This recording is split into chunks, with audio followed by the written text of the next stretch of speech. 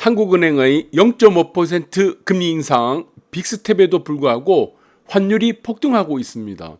도대체 금리를 왜 올렸습니까? 네, 심각한 일이 아닐 수 없습니다. 자, 13년 만에 1320원 넘은 환율이 돼버렸습니다. 그러면은 우리가 금리 인상이라는 빅스텝을 하느냐? 0.5%대가 되겠죠. 0.5%가 될 거고, 저는 0.25%를 예상했었습니다. 왜? 0.5%를 할 필요가 없기 때문이죠. 그래서 지금 한국은행 한은에서 0.5% 금리 인상 빅스텝을 했던 것은 두 마리 토끼를 잡기 위해서였습니다. 첫 번째가 고물가죠. 물가를 잡기 위해서 금리를 올렸던 거고, 그 다음에 두 번째가 환율을 잡겠다는 겁니다. 그래서 수입 물가가 계속 올라가니까 환율이 폭등하게 되겠죠. 그것을 잡기 위해서 금리를 인상했는데 이 효과가 하나도 없습니다. 그러니까 한마디로 0.25% 금리를 인상하나 0.5%를 금리 인상하나 똑같다는 거죠. 이것은 제가 빅스텝을 할 필요 없다. 그래서 한국은행에서는 0.25% 금리를 인상할 것이라고 했던 근거가 바로 이겁니다. 우리가 IMF 때 우리가 지금 1998년도 7년도에 IMF가 있었습니다. 외환위기가 있었죠. 이때 금리가 20%까지 갔었어요. 금리가. 그런데 환율이 2,000원까지 갔어요. 2,000원 넘어가 버렸습니다. 금리가 환율에 전혀 도움이 되지 않는다는 겁니다. 이것은 강달러 기조이기 때문에 이 강달러 기조가 한 나라의 금리를 만지작거린다고 이게 잡히는 것이 아닙니다. 하나의 이거 패션입니다. 패션. 그래서 쓸데없는 금리를 올려가지고 민생 경제만 지금 다 망치고 있다는 겁니다. 도대체 지금 정부는 무슨 생각으로 해서 국정을 운영하는 건지 저는 납득이 안 가요. 원래 지금 보시면은 자유경제시장론자가 아니죠. 지금 지금 대통령도 마찬가지지만 지금 경제를 운영하는 이창용 지금 하는 총재도 마찬가지입니다. 뼛속까지는 잘 모르겠지만 원래 근본이 좌파입니다. 좌파 출신들이에요. 그러니까 인기에 영합하는 정책만 계속 하고 있다는 겁니다. 그러면 인기에 영합하려면은 제대로 인기에 영합해야지 서민들만 지금 이렇게 괴롭히고 뭐 하는 거죠? 고물가 고환율 잡을 수 없는 것을 그래서 관료들은 경제관료라든가 지금 이제 정부 관료들은 좀 머리 좋은 사람을 좀 썼으면 좋겠습니다. 애꿎은 서민들만 지금 다 잡고 있습니다. 그래서 결국에 빅스텝을 올려도 이게 잡히지 않죠. 왜 그렇습니까? 내 월급 빼고 다 오른 거예요. 오이 상추 파 지금 다 마찬가지죠. 이것이 다 무엇에 연결되어 있습니까? 에너지 가격과 다 연결되어 있습니다. 유가 때문이죠. 이런 부분 연결되어 있고, 우리가 근본적으로 보시면은 수요 공급 곡선이 있습니다. DS 곡선. 내 이름은 DS. 디맨드 서플라이 곡선입니다. 수요. 이게 공급이죠. S는 공급이죠. 이 만나는 선이 무엇이 됩니까? 이게 바로 가격이 되는 겁니다. 가격. 자, 그런데 수요가 어떻게 됐습니까? 수요는 고정되어 있죠. 디맨드는 고정이 되어 있습니다. 공급만 줄어든 거예요. 공급만 계속 0쪽으로 가게 되면, 줄어든다는 것은 0쪽으로 가게 된다는 겁니다. 그러니까 차트가 계속 어떻습니까? 0쪽으로 가게 되죠. 그래서 가격이 올라가는 겁니다. 이 문제는 공급망이란 겁니다. 그래서 이 금리를 올린다고 물가가 잡히는 것이 아닙니다. 여러분들 이해하셨습니까? 마찬가지죠. 이렇게 공급이 줄어들기 때문에 공급망에 의해서 공급에 대한 문제로 생겨서 물가가 오르는 거지, 이것이 디맨드, 수요가 늘어서 지금 이렇게 수요가 늘어서 이게 가격이 올라가는 것이 아니라는 겁니다. 수요가 늘게 되면 어떻게 되겠습니까? 100이라 치면은 0이라 치면은 수요 곡선이 계속 이렇게 점진적으로 오른쪽으로 가겠죠. 숫자가 큰 쪽으로. 이쪽으로 가겠죠. 이 공급 수선은 그대로 있고. 그래서 이거는 경제의 가장 기본적인, 우리 저 같은 일자 무식인 사람들도 다 아는 논리를 가지고 이 경제수장이 모른다는 건 저는 납득이 안 됩니다. 그래서 저는 0.5% 금리 인상 자체가 의미 없다고 말씀드린 겁니다. 그래서 이게 가능성이 없다고 얘기를 해드렸던 것도, 이 정도 이렇게 머리 나쁜 사람이 이 경제 운영을 하거나 하는 총재를 한 것을 예측을 못했던 겁니다. 기본적으로 이성적인 판단을 할 수 있는 사람이었다면은 빅스텝을 할 필요가 없었다. 그리고 빅스텝 밟으면 물가가 잡히냐요? 뭘 잡힙니까? 잡히기는 아까 보셨잖아요. 수요 곡선은 그대로인데 공급만 계속 줄어들잖아요. 공급 S 곡선, S가 서플라이, D는 그대로인데 계속 이렇게 가고 있는데, 그래서 물가가 올라가는데 뭘 잡힙니까? 안 잡히지. 쓸데없는 짓 한 거죠. 그래서 강달러에도 지금 강달러의 빅스텝도 무소용이라는 거죠. 그래서 쓸데없이 지금 금리 올렸다는 겁니다. 이거는 세계적인 추세이기 때문에, 강달러 추세이기 때문에 추락하는 원화. 그래서 지금 13년 2개월 만에 원달러 환율이 최고치로 올랐다고 합니다. 1326원까지 올라갔나요? 1320원 정도. 네, 아까도 보셨지만.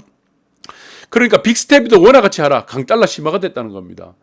의미 없다는 겁니다. 지금 금리 올려봐야. 그래서 지금은 한국적인 상황과 미국적인 상황에 물가 상승률 자체가 너무 편차가 크기 때문에 한국은 미국만큼 물가 상승이 크지 않습니다. 부동산 가격이 미국만큼, 월세 가격이 그만큼 임대료가 올라가지 않았기 때문에 그렇게 되는 거죠. 그래서 금리를 만지작거릴 필요가 없었다. 그래서 차라리 한미 통화 스와프에다가, 스왑이죠. 예, SWAP. 이 스왑 쪽에다가 집중을 했었던 게 지금 이게 정답입니다. 금리를 오는 것보다. 그래서 오히려 저는 미국과 한국의 금리를 역전시키는 게 더 낫다. 네, 그것이 국민들을 이익을 가져다 주는 거고, 어차피 환율이나 물가는 이 금리로 움직일 수 있는 곳이 아니다. 네, 공급망에 의한 것이고 세계적인 강달러 추세이기 때문에 금리를 아무리 올려봐도 뭐 울트라 스텝, 자이언트 스텝 뭐 2% 3% 더 올려도 이거 안 잡힙니다. 바보짓 하고 있는 겁니다. 그래서 지금 이창용 한국은행 총재도 참 좀 이해가 안 되는 사람이에요, 저는. 그래서 이자 늘고 경기도 침체에 빠졌다. 그러니까 국민들만 지금 이자만 부담이 늘어나고 경기도 침체가 늪에 빠지고, 이 뭐 하는 짓입니까? 그래서 기준금리 둘러싼 한은의 이 고민을 할 필요 없었다는 거죠. 애꿎은 국민만 지금 다 지금 싸잡아가지고 지금 고통 속에 다 집어넣고 있는 겁니다. 물려야 돼요, 이거. 어떻게 책임집니까? 대한민국 국민들. 전부 다 은행에서 지금 이자놀이, 지금 이자 장사나하고 그 판만 다 깔아준 겁니다. 국민들은 지금 전부 다 우리 지난 시간에도 보셨듯이 영끌족이 다 된 거예요. 고통 속에 지금 고통에 다 빠져가지고 매매도 안 되고 뭐 하는 짓입니까 이게? 네, 참 머리 나쁜 사람이 쓰면 정말 안 됩니다. 네, 그리고 미국을 보시면은 기대 인플레이션율 앞으로 기대 인플레이션이 하락을 하고 있고 1% 금리 인상 울트라 스텝입니다. 이거 물 건너갔다고 합니다. 올릴 수가 없다고 그랬죠. 그래서 지금 물가 상승률을 지금 좌우하는 식료품 세 가지가 있죠. 네, 대표적인 것이 식료품. 그 다음에 에너지 가격, 네, 오일, 에너지 가격, 뭐 기름값, 원유. 그 다음에 보시면은 임대료, 주거 비용. 자, 임대료는 이미 픽스가 됐어요. 이거는 이미 픽스가 됐죠. 네, 픽스가 됐기 때문에. 자, 여기서는 이제 픽스 영어를 못 쓰겠네요. 그래서 지금 픽스가 됐기 때문에 이거는 어차피 1년에서 2년 단위로가 되기 때문에 지금 신규로 계약하는 사람들은 미국에서도 임대료를 못 올립니다. 올리진 않죠. 에너지 가격은 지금 100불이 무너졌죠. 121불에서 100불이 무너졌습니다. 식료품 가격은 어떻습니까? 더 이상 급등하기 힘들어요. 그래서 기대 인플레이션이 지금 하락하고 있는 상황이고, 그러면은 저는 다음에 금리를 올리더라도 0.5% 정도, 0.25% 아니면은 동결할 것 같습니다. 최대 올려야 0.25%고 아니면 동결적으로 갈 가능성이 크다. 네. 그래서 한은의 판단은 완전히 오판이었다. 그리고 에너지 가격도 마찬가지입니다. 가장 큰 비중을 차지한 것이 저는 거의 3분의 1 가격이죠. CPI의 소비자 물가지수의 3분의 1을 차지하는 에너지 가격이 지금 증산한답니다. 증산하면 어떻게 됩니까? 공급이 늘어나죠. 네, 증산한다면 어떻게 됩니까? DS 곡선에 서플라이가 공급이 늘어나죠. 그러면 늘어나는 쪽이 어디입니까? 이쪽 0이니까 오른쪽으로 가겠죠. 그러면 이 만나선이 정지원 밑으로 내려가겠죠. 이거 100이라 치면은 뭐 50, 30 점점 내려가게 될 겁니다. 그러면 가격이 떨어지게 될 겁니다. 공급이 늘어나면 반드시 가격이 떨어지고, 공급이 고정되어 있는데 수요가 늘어나게 되면은 가격이 오르고, 수요가 줄어들면은 가격이 하락하는 이치. 이것이 바로 이게 가격의 기본 원리입니다. 네, 그래서 기름값은 더 떨어질 것 같다라는 지금 얘기가 나오고 있습니다. 그리고 어제 지금 소매 판매 지수도 나왔습니다. 지금 소매 판매가 1% 늘었다고 한다면은 이거는 엄청나게 마이너스입니다. 실질적으로 실질 마이너스예요. 자, 이것은 무엇입니까? 소매 판매 같은 경우는 금액 기준입니다. 금액 기준. 여러분들 아실 겁니다. 소매 판매 같은 건 금액 기준이니까 지금 1,000원 하던 물건값이 2,000원이 돼버린 겁니다. 근데 소매 판매 이 금액은 똑같아요. 1% 늘었대요. 그럼 어떻게 됩니까? 네. 자, 금액이 올랐기 때문에 내가 1,000원에 5개 살 수, 1,000원에 10개 살 수 있던 거는 이제 2,000원에 5개밖에 못 산다는 겁니다. 금액은 그대로인데 내가 수량 자체는 줄었다는 겁니다. 실질적으로 소매 판매는 줄어들었던 겁니다. 엄청나게 많이 줄어드는 거예요. 네, 그 금액을 따지기 때문에.